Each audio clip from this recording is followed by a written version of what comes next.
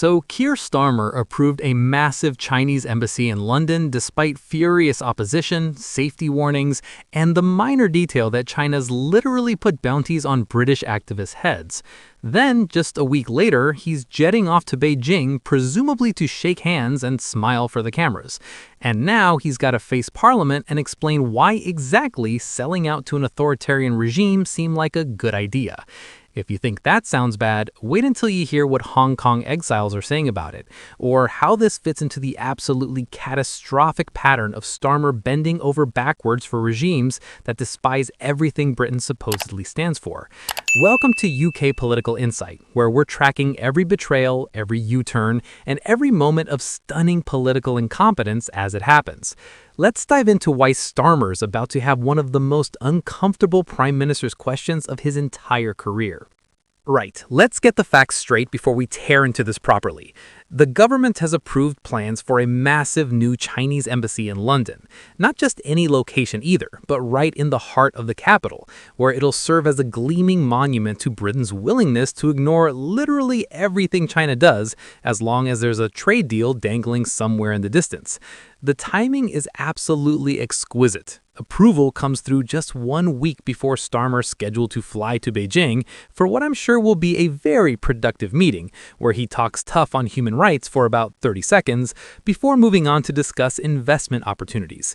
The opposition to this embassy hasn't been trivial. We're talking massive pushback from activists, from Hong Kong exiles, from human rights groups, from MPs across parties, and from security experts who've pointed out that having a giant Chinese diplomatic compound in central London might present one or two tiny security issues. But apparently, none of that mattered as much as keeping Beijing happy. The government looked at all the concerns, weighed them carefully against the prospect of annoying China, and decided that, actually, the concerns could get stuffed. Chloe Chung, an exiled Hong Konger, absolutely nailed the problem when she told The Express that this move clearly shows that the government has prioritized trade deals and their relationship with China on top of the safety of UK residents. That's not hyperbole, that's just stating facts. The government has literally chosen economic considerations over security concerns, and over standing up for people that China is actively persecuting, including British residents.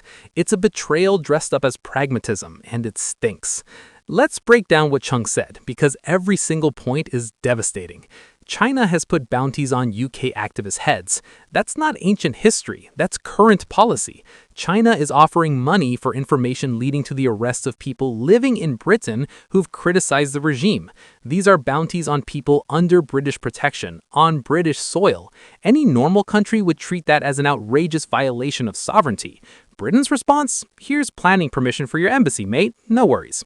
China has sanctioned British MPs. Think about that for a second. MPs doing their job, raising concerns about human rights abuses in Xinjiang, in Hong Kong, wherever. And China's response is to sanction them, to ban them from the country, to freeze any assets, to make them persona non grata. That's China's attitude to British democracy. If you criticize us, we'll punish you. And Britain's response to being treated with such contempt? Build your embassy, lads. Make it as big as you like. China has been stealing British intellectual property for years. Universities, research institutions, private companies, all getting their innovations nicked by Chinese state-sponsored operations. It's cost billions, it's undermined British competitiveness, and it's ongoing. The security services have been warning about it for years. And the government's response? Let's give them a massive embassy complex that'll definitely not be used for any intelligence gathering whatsoever. I'm sure it'll be fine. And then there's the supply chain domination through cheap slave labor. Xinjiang specifically, Uyghur forced labor producing goods that end up in British shops. We're talking about actual modern slavery, concentration camps, cultural genocide. The evidence is overwhelming. Multiple governments have acknowledged it. And Britain's response? Well, we wouldn't want to be rude about it when we're approving your application. The pattern here is absolutely clear. Britain has decided that standing up for human rights, protecting activists, defending intellectual property, and maintaining any kind of moral authority is less important than keeping China sweet. And Starmer, who spent years in opposition talking about standing up for British values and defending democracy, has approved this deal without apparently losing a moment's sleep over it.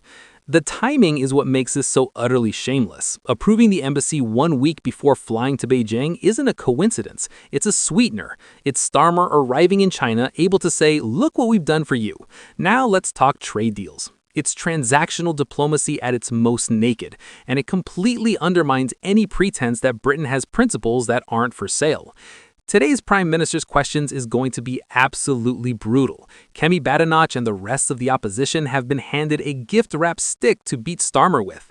How do you defend approving an embassy for a regime that puts bounties on British residents? How do you explain prioritizing trade over security? How do you square this with all your previous rhetoric about standing up for British values?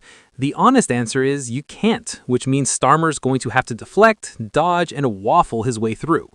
But wait, there's more, because as if the Chinese embassy debacle wasn't enough, Starmer's also got the Chagos Islands deal to defend. Remember that? The deal where Britain agreed to give up sovereignty over a strategically vital territory, angering our closest allies and raising serious security concerns?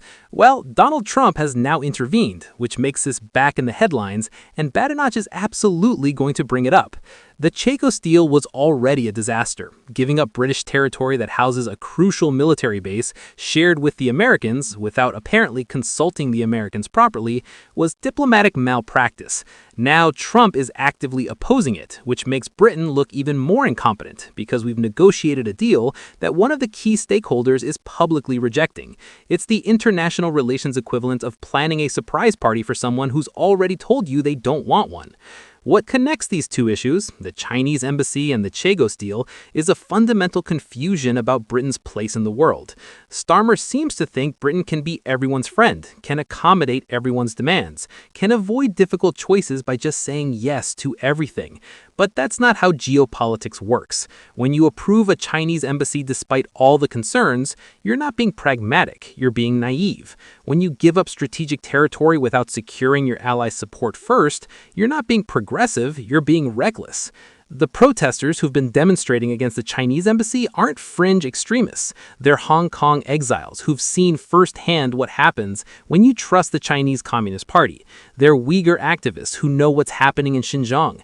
They're Tibetan campaigners who understand cultural genocide. These are people with direct personal experience of Chinese oppression, and they're begging Britain not to legitimize and enable the regime that's persecuting them. And Britain's response has been to ignore them in favor of potential trade deals. The accusation of betrayal is too strong. It's accurate. These activists, these exiles, they chose Britain because they believed it stood for something. They believed Britain would protect them, would give them a voice, would stand up to authoritarian regimes. And instead, Britain's government has shown them that actually, when push comes to shove, trade trumps values every single time. That's a betrayal of everything Britain claims to represent. Security concerns about the embassy are not theoretical. Chinese diplomatic facilities around the world have been linked to intelligence gathering, to intimidation of dissidents, to surveillance operations. The idea that a massive Chinese embassy in central London won't be used for any of those things is laughable. Of course it will, and British security services will spend enormous resources monitoring it, tracking who goes in and out, trying to counter whatever operations are being run from inside. We're literally giving China a base to work from in the heart of our capital.